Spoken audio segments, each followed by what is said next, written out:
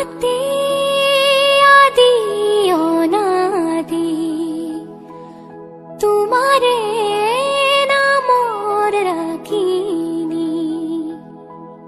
উঠৰে তৃষা সামৰি দুহাতৰ কোমল আঙুলি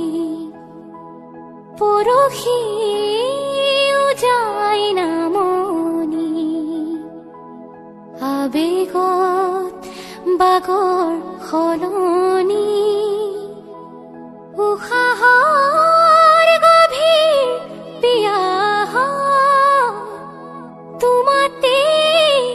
লিখা জীৱনী তুমি যেন পপীয়া তৰা আকাশৰ বুৱতী নৈ